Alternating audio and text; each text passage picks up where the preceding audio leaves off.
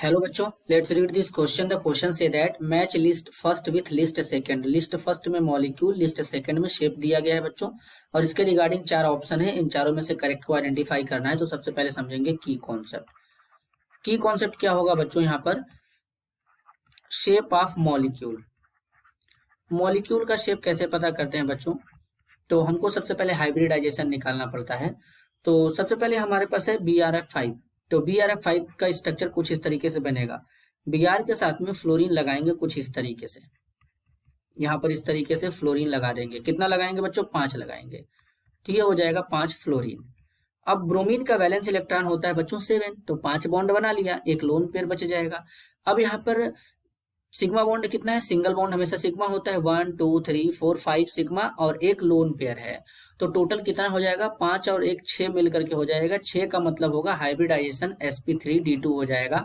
तो ऑक्टाहेड्रल होना चाहिए था, लेकिन यहाँ पर लोन पेयर के कारण इसका शेप बदल जाता है और ये स्क्वायर पिरामिडल हो जाता है। कैसा हो जाता है बच्चों? स्क्वायर पिरामिडल हो जाता है। इसको ध्यान देंगे। अगर हम वाटर की बात करें तो वाटर में ऑक्सीजन है, ऑक्सीजन के साथ में 2 हाइड्रोजन इस तरीके से लग जाएंगे। अब अगर हम इसमें देखें तो 2 लोन पेयर है, 2 सिग्मा बॉन्ड है, टोटल स्टेरिक नंबर 4 बनेगा। हाइब्रिडाइजेशन आ जाएगा sp3, मतलब टेट्राहेड्रल होना चाहिए। लेकिन लोन पेयर इसमें रिपल्सन करते हैं, तो लोन पेयर के कारण क्या होता है? इसका शेप जो होगा बच्चों वी शेप हो जाएगा, या इसी को हम लोग बेंट शेप कहते हैं। क्या कहते हैं? बेंट शेप कहते हैं। ये हमारा यहाँ पे हो जाता है बच्चों।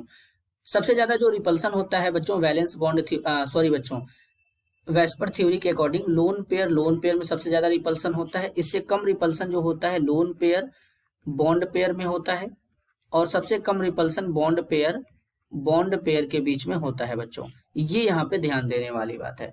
अब अगर नेक्स्ट बात करें ClF3 है, तो क्लोरीन के साथ में 3 फ्लोरीन के एटम लगा देंगे कुछ इस तरीके से, तो यहाँ पे लग जाएगा।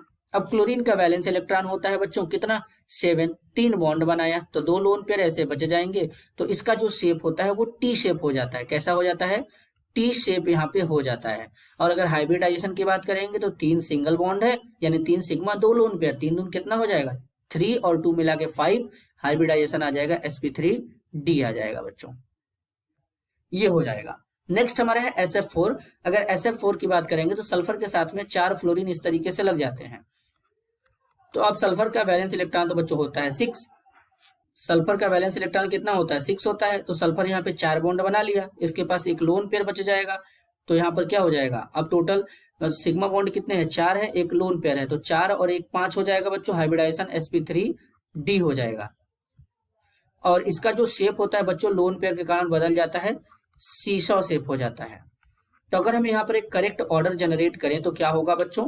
करेक्ट ऑर्डर जनरेट करेंगे तो ए का क्या होगा? 4 होगा, बी का 3 हो जाएगा, सी का 1 हो जाएगा और डी का 2 हो जाएगा। तो इस तरीके का ऑर्डर कहाँ शो हो रहा है? ए का 4, बी का 3, सी का 1, डी का 2, ऑप्शन बी में शो हो रहा है बच्चों। तो इस क्वेश्चन के लिए फाइनल आंसर होगा option B. This is your answer. I hope you understood it well. All the best.